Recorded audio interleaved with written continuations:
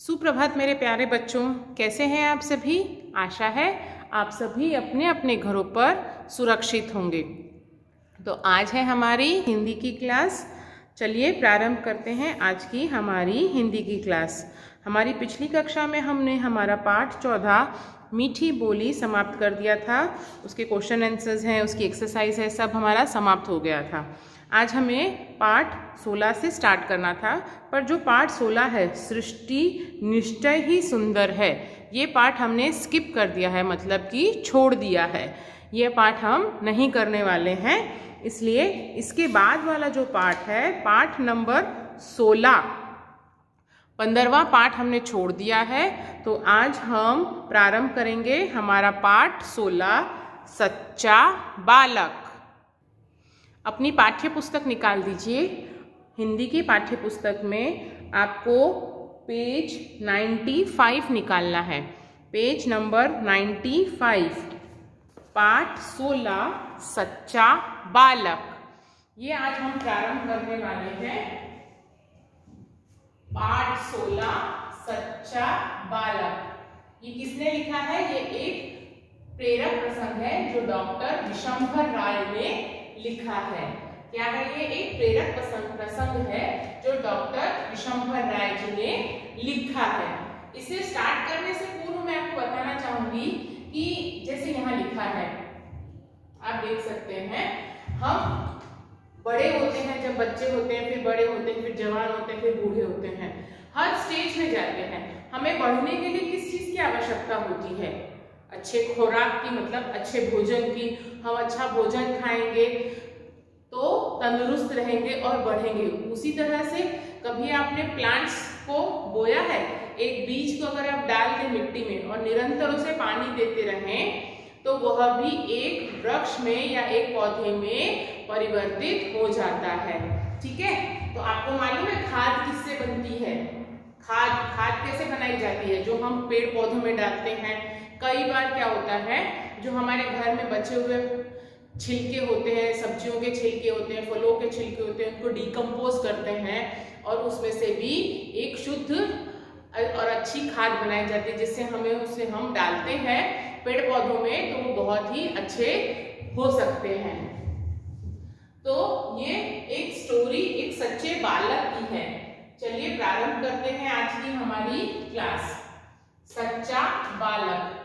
एक दिन स्कूल के प्राध्यापक ने सभी बच्चों को बुलाकर कहा, आज सभी को फूलों के कुछ बीज और 2 महीने का समय दिया जा रहा है।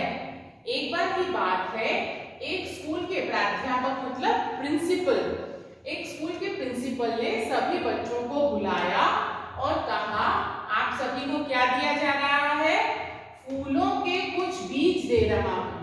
आपको स्कूल की तरफ से फूलों के कुछ बीज दिए जा रहे हैं और कितना वक्त दिया जा रहा है? 2 महीने का समय दिया जा रहा है। जो बालक इन चीजों को गमले में सबसे सुंदर और स्वस्थ पौधे के रूप में बड़ा करके नियत समय पर प्रस्तुत करेगा, उसकी पढ़ाई पर होने वाला सारे खर्च विद्यालय उठाएगा। स्कूल के प्रिंसिपल ने क्या कहा कि स्कूल जो है आपको फूलों के कुछ बीज देगा और कितना समय? 2 महीने का समय देगा। उस समय में आपको उन बीजों को गमले में डालना है और एक सुंदर और स्वस्थ पौधे के रूप में बड़ा करके 2 महीने के बाद हमारे पास लेके आना है। और जिस भी बच्चे का गमला बहुत ही सुंदर होगा, जिसने अपने गमले की देखभाल बहुत ही सुंदर तरीके से की होगी और जिसका पौधा एकदम स्वस्थ और सुंदर दिखेगा, उस बच्चे का पढ़ाई का जो खर्च है वो कौन उठाएगा? विद्यालय उसका खर्च उठाएगा। जब यह खबर बच्चों के माता पिता तक पहुंची, कौन सी खबर?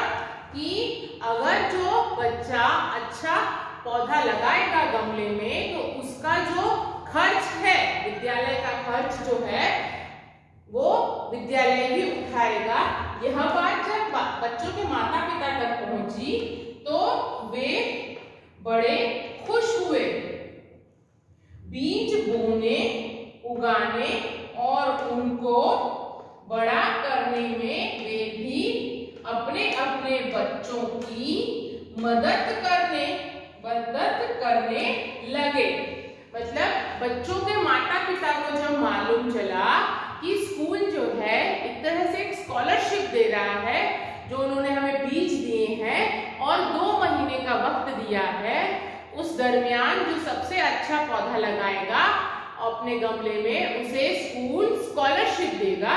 यह सुनकर माता पिता भी खुश हो गए और वे भी अपने बच्चों की मदद करने लगे, हेल्प करने लगे उस पौधे को बोने में और उसकी देखभाल करने में।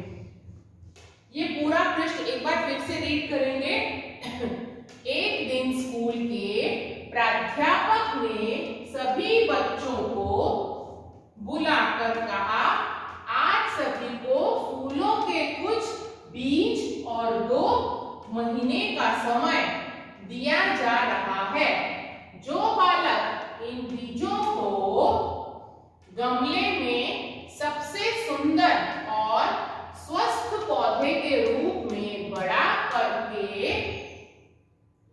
नियत समय पर प्रस्तुत करेगा, उसकी पढ़ाई पर होने वाले सारे खर्च विद्यालय उठाएगा। जब यह खबर बच्चों के माता पिता तक पहुंची तो वे बड़े खुश हुए। बीज बोने, उगाने और उनको बड़ा करने में वे भी अपने अपने बच्चों की मदद करने लगे। यहां तक बच्चों समझ में आ गया? पृष्ठ को पलट दीजिए, पेज नंबर 96 निकाल लीजिए।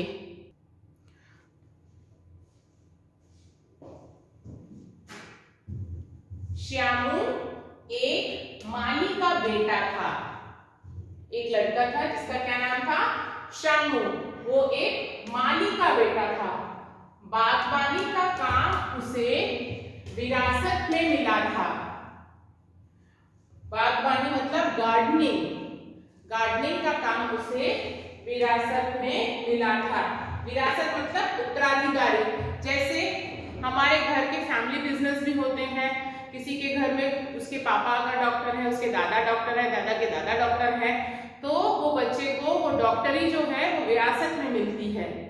जैसे कपड़े बुनना है, कपड़े बुनने वाला उसका पापा भी कपड़े बुनने वाला था, उसके दादाजी भी कपड़े बुनने वाले हैं। तो ये जो पीढ़ी दर पीढ़ी प्रोफेशन चले आते हैं उसे हम क्या बोलते हैं? विरासत में मिला है। जो प्रोफेशन हमारे बाप दादा लोग करते आ रहे थे उसी को अगर हम अपनाते हैं तो उसको क्या बोलते हैं? विरासत में मिला है। तो लड़का था श्यामू, वो एक माली का बेटा था।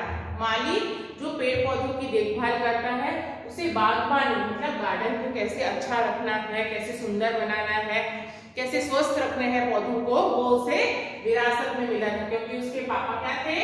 माली थे। वह एक सुंदर फूलों वाला पौधा उगा सकने की आशा से खुश था।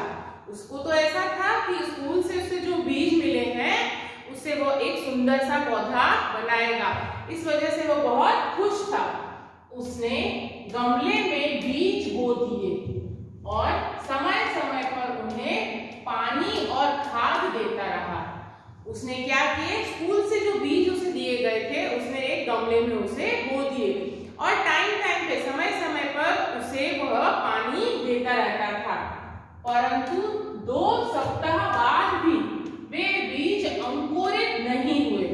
पर ये क्या, 2 हफ्ते बीत गए। उसने जो 2 हफ्ते पहले बीज डाले थे, अब तक तो उसमें से पौधे निकल आने चाहिए थे, अंकुरित फूट जाने चाहिए थे, पर 2 हफ्ते बाद भी उन बीजों में से अंकुर नहीं फूटे थे। श्यामू बहुत होशियार और मेहनती था। शामू कैसा था? बहुत होशियार था और मेहनती लड़का था। उसने सोचा कि मिट्टी में ही कोई कमी हो सकती है। उसने क्या सोचा? अगर जो मैंने बीज डाले हैं और वो अंकुरित नहीं हुए हैं तो हो सकता है मिट्टी जो मैंने गमले में डाली है उसी में कोई कमी हो।